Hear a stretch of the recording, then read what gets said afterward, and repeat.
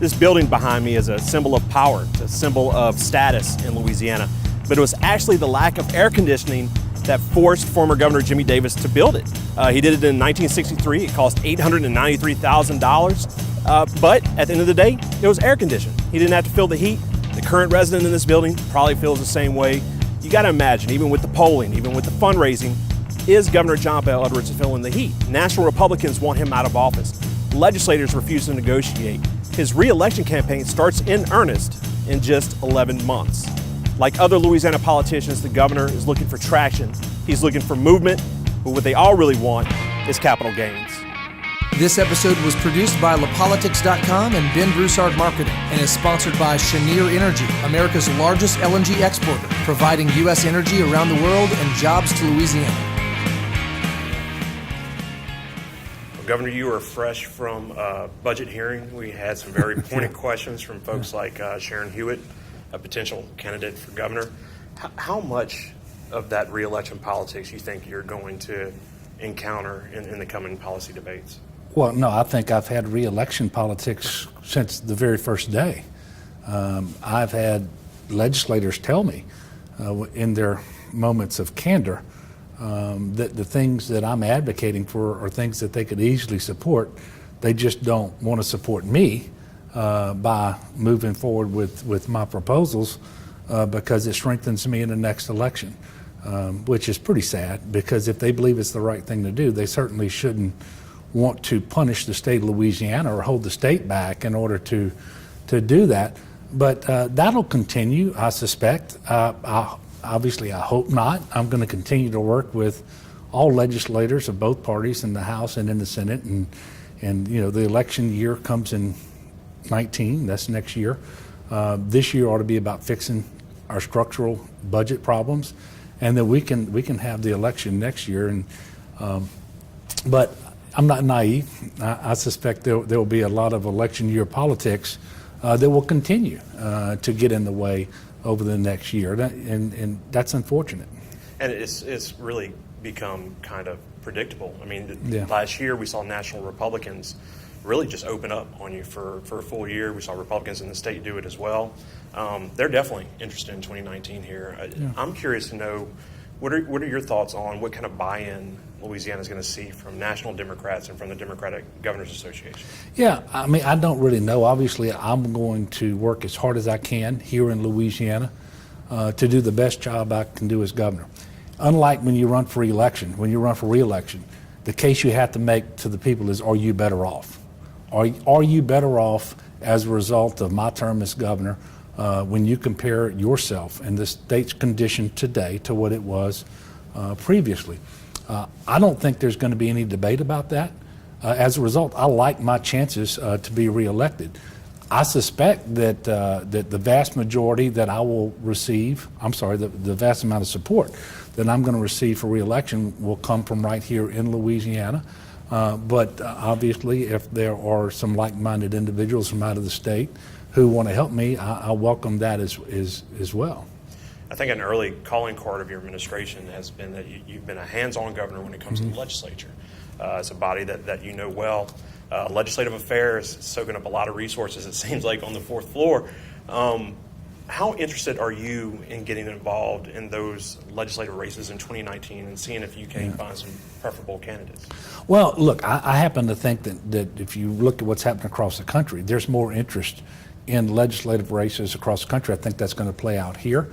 I think you're going to see very competitive battlefield, and I think you're going to see a number of incumbents with challengers, and that's going to be true in both parties. And so, I mean, I don't have any plans to involve myself directly in specific legislative elections, but as I'm out there running for re-election, there is obviously going to be some spillover in certain regions of the state, and there will be candidates out there who are going to be aligned with my campaign for re-election, and some who won't be. And that'll play itself out, but that's not a major motivating factor for me as I enter election year next year is what I'm going to do in the legislative races. I mean, they each have caucuses now, unlike in years past that get active in those races, and I suspect they'll sort that out among themselves for the most part. So Southern Media Opinion Research has you at 65% job approval rating. That same poll also suggested that anytime you're involved with a contentious session, that those numbers head in the reverse direction. Do you think there's any accuracy to that? Well, no, I accept that. And look, polls are snapshots. They change over time. Obviously, you'd like to have a good poll as opposed to a bad one if you're in politics, as I am. And I'm gratified by those results. I think it reflects that the people of Louisiana know that we're working hard.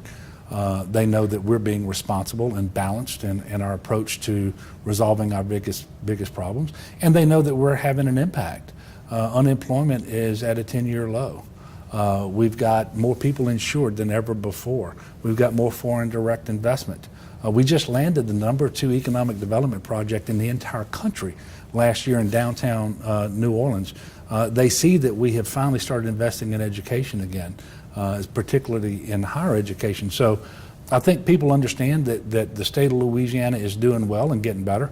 And so long as that remains the case, I expect that my chances to be reelected will be good. Now, does it go down? Yeah. If you have a contentious session and you have to fight it out, then typically things get hard.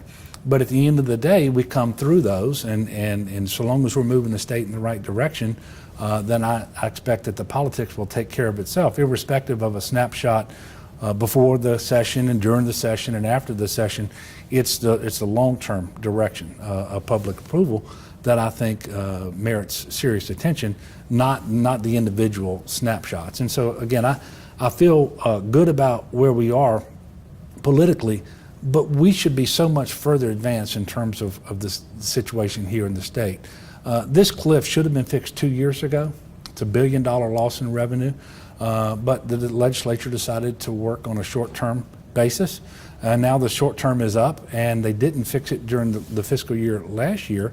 The options aren't any different. The problem isn't any different. It's just time to get it done. And when we do, we're going to see stability and predictability across the state of Louisiana. That's going to serve the state very well. It's going to serve the people very well. And the sooner we can get there, the better for the state. And so if we have to have another ugly session to get there, obviously I'm willing to pay that price, but it doesn't have to be that way. It really doesn't have to be that way. We can get together and forge a compromise through negotiations on where House Republicans, for example, want to be and where I think we should go. By the way, I gave them their plan back. I took it from the task force that they created to study and make recommendations on tax reform. But obviously the Senate has a role to play, because nobody should ever think the Senate's just going to sit back and rubber stamp whatever they happen to get from the House. So it is hard, but we're working hard and we're investing the time necessary to get it done. And so it doesn't have to be a negative session that pulls anybody down, but that certainly may be the way it plays out, especially, Jeremy, if we don't have this session in February. If we get through a 3-month nasty regular session with no budget, and I can assure you there won't be a budget if we don't fix the cliff. There won't be a capital outlay bill. It's just going to be a nasty, unproductive, perhaps uncivil session. And then you try to fix all of that in the last 3 weeks of June.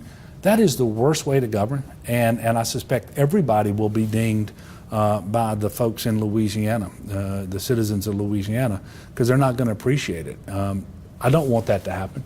I want to fix this problem in February, but the reality of the situation is, on a number of the issues that you have to move forward to fix the cliff, you got to have a 2/3 vote. You don't get a 2/3 vote in the House of Representatives without legislative buy-in from the leadership. And that's why I'm working with the leadership to try to fix this. And if we can get that done, I don't think anybody has to suffer in terms of public opinion. But, that sort of thing does happen if we devolve into a very nasty, chaotic session. And let's hope we can avoid that. Well, 70 votes may be hard to come by in the House, but campaign dollars have not been hard to come by for you, at least in your first year. Yeah. I guess you're about to report year number 2. Yeah. What did the campaign raise last year? I don't remember what we raised specifically last year. I know that the amount on hand that we are going to report is a little over $5 million, and which is a substantial sum of money to have on hand. But I think the most gratifying thing about it is 85% of it came from in-state Louisiana. and I think the average contribution is $200. So we're working hard. Obviously, the amount of time that we have spent in session has not been helpful in terms of me being able to actually conduct organized fundraisers, but the people of Louisiana have been very supportive, and I appreciate that, and obviously I'm going to continue to raise money as I'm able to do so going forward, both this year and next. Next year will be, I think, the big year raising money. My understanding is the campaign raised just north of about $2 million, Yeah. which is definitely enough to keep moving forward. What is your timeline for kind of hitting that campaign switch in earnest? Because we see that with each governor. Sometimes people move from the administration to the campaign side. Well, quite honestly, my goal is to switch into full campaign mode after the 2019 regular session. That still affords plenty of time to get it done. Now, every day is about election or re-election to the extent that you are making a difference. But that's different. You're talking about being in that political mode. That comes after the session in 2019. But there's some preparatory work that has to happen, and you'll see that starting about this time next year, I believe, in earnest. At least that's the plan going forward. Right. You've been getting some national attention, some national articles, not just for your victory anymore, but for your message and what has been described as a centrist approach. We've seen governors over the years adopt national roles and embrace national issues. Is that something you're interested in? Is that a way you can leverage this national attention? Look, my plate is so full here in Louisiana, it overfloweth. You got some stuff going on. It's been that way since the very first day.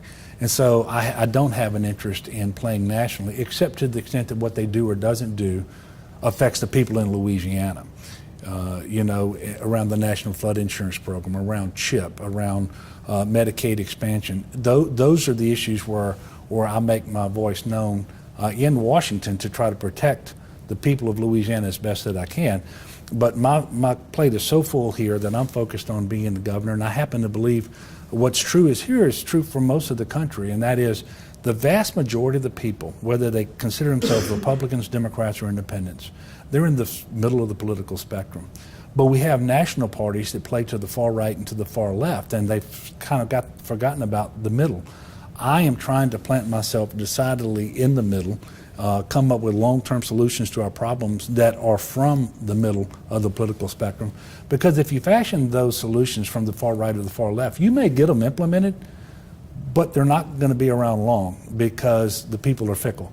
But if you will stake out your high ground in the middle of the political spectrum, I believe there's more stability there. I think that's where the people are best served, and that's the message that I do when I'm asked to comment on what's happening in Washington, D.C. and around the country. They've forgotten about the vast majority of the American people who are in the middle of the political spectrum. Well, Governor, based on your directives for the post-Mardi Gras special session, I think you're a guy who likes a sure thing. I doubt you're a gambling man, but if you were betting on the special session, you thinking before or after the regular, or both? Well, look, I'm also a very optimistic, hopeful person, and I know how badly we need to get this done in February. I've had the Speaker personally tell me we need to do it in February. I've also had the President of the Senate tell me that, and a growing number of legislators are telling me that. So that leads me to believe it's more likely than not that we will do one in February, but I'm not going to do one just for the sake of going into a special session. I'm going to have an agreement in principle upon a negotiated compromise to fix the cliff. If we can do that, and I'm working very hard towards it, I've been reaching out to legislative leadership for months now. I've had over 30 meetings around the state of Louisiana with local elected officials and businessmen and businesswomen to make sure that we're approaching this in a reasonable, responsible way. I want to get it done in February because the consequences of doing it in June are just too severe, and you introduce all that uncertainty, that disruption needlessly. And it's going to be from where people go to college, how much of the tuition they're going to have to come up with themselves, how much the cuts at each institution are going to be of higher education, for example. All of the partner hospitals, are they going to be funded? If not, layoff notices have to go out May 1st. Those are private sector employees. And just issue after issue after issue needs to be resolved in February. It needed to be resolved in the fiscal session last year. You know, the last fiscal session before the fiscal cliff is when this should have happened. Not a single bill, Jeremy, not a single bill that was based on the task force recommendations or any other bill offered by a legislator moved out of the Ways and Means Committee for consideration by the House last year to fix the cliff. Absolutely nothing done, and it isn't like we're surprised. We knew that this day was coming when we lose $1 billion of revenue on June 30th. And I'm not asking for more revenue.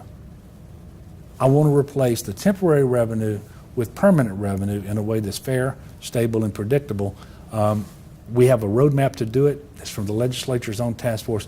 So it shouldn't be that difficult, but it is proving to be difficult to try to even get people to sit down and present a plan of their own so that we can start that discussion, start that negotiation. Having said all that, I want to say I think the chances are slightly more probable than not that we will have a session in February. Well, I guess all we do now is wait to see what happens with the special.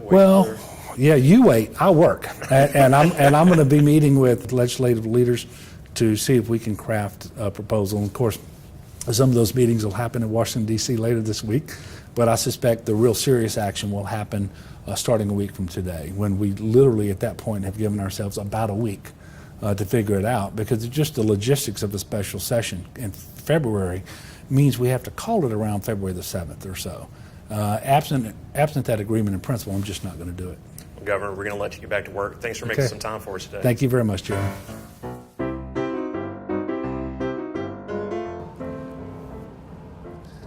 Well, ladies, I guess Jeff Landry doesn't like the way I'm doing things here.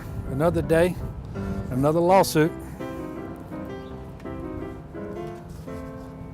Well, I'm starting to have my doubts about that special session, but I guess Cameron and Lance are going to learn, because that cliff is certainly coming.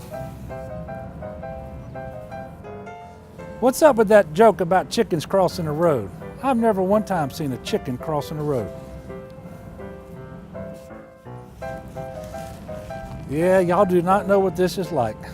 I got DC Republicans coming after me, legislators won't negotiate, and a fiscal cliff on the horizon. But I'm going to keep doing what I've been doing. Well, this really is a chicken shit business, isn't it? That's it. That is episode 1 of Capital Gains in the can. That's basically what we're doing, y'all. We're going to be talking politics, and we're going to be talking politics to the state's top political influencers.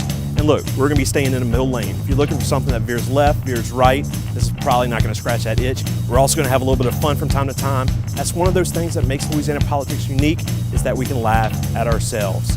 As usual, today's guest will get this Yeti cooler. This CapitolGains Yeti cooler is a great keeper of things, keeper of stuff. And we're going to go back, check back in with them each month, find out what they're keeping in their Yeti cooler. You can keep up with that yourself at lapolitics.com. That is lapolitics.com. And hey, until I see y'all again, I am Jeremy Alford, reminding you to keep your ethics in compliance, your war chest full, and your politics wild and ambitious.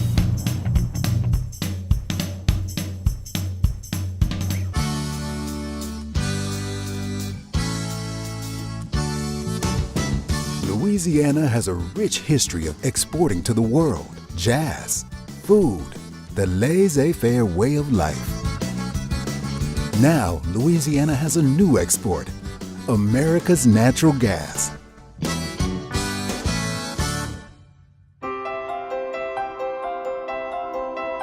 Over the last 2 years, more than 200 cargoes of liquefied natural gas from Sabine Pass have been delivered to more than 24 countries on 5 continents. And each one can say, made in Louisiana. Chenier Sabine Pass LNG facility in Cameron Parish is the first large-scale facility of its kind in the United States.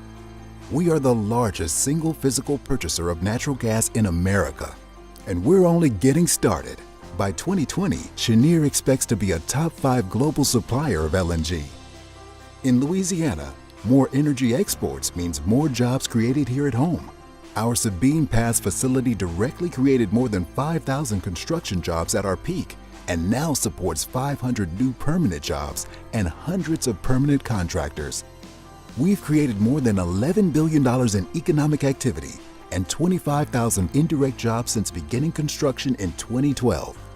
The exports from this one facility in Southwest Louisiana are expected to reduce the nation's trade deficit by $7 billion annually.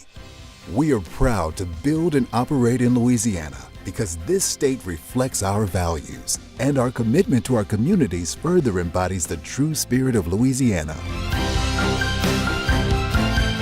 Cheniere's success is Louisiana's success.